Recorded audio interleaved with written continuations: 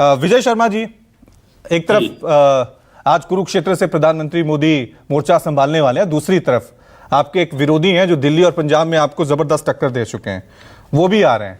तो आप कैसे टक्कर लग रही है जब अरविंद केजरीवाल मैदान में है, कांग्रेस और भी मजबूती के साथ आ रही है? देखिए रवि जी, स्वागत है। आम आदमी पार्टी आए, मजबूती के साथ लड़े, हमें क्या दिक्कत है? हम तो अपने काम के आधार पर गए हैं। हमारा जो गठजोड़ है वो जनता के साथ हो चुका है। हमने गरीबों के लिए, किसानों के लिए, युवाओं के लिए, महिलाओं के लिए काम किए हैं। तो हमारे को किसी से डरने की जरूरत नहीं है। तो रही बात ये, तो सीएम इनके केजरीवाल जी जो है पहले जेल के सीएम थे, अब बेल के सीएम है, सबको पता है। तो ये तो वोट कटवा। और मैं अनमोल जी को थोड़ा सा फैक्चुअली करेक्ट कर दूं, ये 3 बार दिल्ली में प्रचंड बहुमत के साथ नहीं आए, 2 बार आए थे, 2 बार आए ये भी 2014 में और उसमें। उससे पहले इन्होंने कांग्रेस के साथ बैसाखी पे सरकार बनाई थी। एक बार इनकी अभी 67 आई थी और अभी इनकी 63 आई है। 2 बार इलेक्शन हुआ है। तो अनमोल जी मैं आपको थोड़ा सा करेक्ट कर दूं। दूसरा मैं हरियाणा में बताना चाहता हूं, देखिए अभी राजीव रंजन जी हरियाणा में बैठे हैं, हिसार में बैठे हैं, उन्होंने खुद माना है कि अब बराबरी का आ चुका है। राजीव रंजन जी को पहले मैंने कई बार डिबेट में सुना था, तो कहते थे कि जो माहौल है वो कांग्रेस के पक्ष में। तो अभी आप देखते जाइए, क्योंकि अभी जनता ने मन बनाया नहीं है, उम्मीदवार मैदान में उतरे नहीं है। तो अभी तो हवाई बातें चल रही है। जब हमारे प्रधानमंत्री उतरेंगे और जनता मन बनाएगी तो देख लेना आप, प्रचंड बहुमत के साथ भारतीय जनता पार्टी तीसरी बार यहां सरकार बना के इतिहास बनाएगी। जो दशकों से यहां किसी भी सरकार तीसरी बार नहीं आई है, वो इतिहास बनाने का काम भारतीय जनता पार्टी करेगी। क्योंकि हमने काम किया है, हमने किसानों को उनके हक दिलाया है।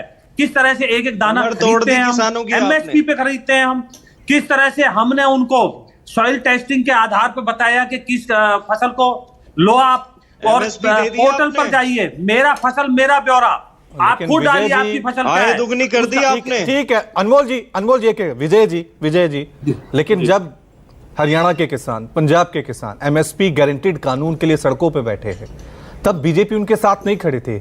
यही तो सबसे बड़ा मुद्दा जो है आपके खिलाफ जा रहा है इस बार चुनावों में। रवि जी, आप मुझे बताइए, देश का पहला राज्य हरियाणा जो सारी फसलों को एमएसपी पे खरीद रहा है। ये इनके किसान पंजाब के आए, पंजाब में कौन सी एमएसपी पे फसलों की खरीदारी हो रही है? आज पंजाब का किसान बैठा है धरने पर, हरियाणा का किसान तो नहीं बैठा ना। मैं वही बताना चाहता हूं आपको। देने की आज जिम्मेदारी व्यक्ति आए, देखिए 1,33,000 से 3 लाख के करीब पहुंच चुकी है। आप बताइए, महिलाओं के जो 71,000 रुपए, जो हमारी बच्चों की शादी होती है उनको 71,000 रुपए, जो ये वृद्धा पेंशन थी और विकलांगों की पेंशन थी, खा जाते थे। 2,000 करोड़ का हमने घपला पकड़ा है। तो आप बताओ, जनता के बीच में तो हम बैठे। 25,000 नौकरियों को रोकने का काम जो पाप किया वो कांग्रेस ने किया हाई कोर्ट में जाके। अभी 25,000 युवाओं को नौकरी मिलने जा रही थी। तो ये ऐसे काम है जो आप ब्लॉक ले लीजिए, तहसील ले लीजिए, 93 तहसील और उप तहसील 50, आप कहीं चले जाइए, ब्लॉक में चले जाइए आप, 7,000 गांव है। एक एक गांव के अंदर भारतीय जनता पार्टी ने काम किया है, सड़कें बनाई है। वहां पे आप गांवों में जाके देखेंगे तो वहां ग्रामीण बैंक खोल दिया हमने। किस तरह से मकर जाल में फंसे रहते थे किसान। ठीक है, आप कह रहे हैं आपने काम किया है, तो सवाल यह है कि अगर आपकी सरकार ने इतना ही अच्छा काम किया है तो आपको अपने मुख्यमंत्री क्यों बदलने पड़े?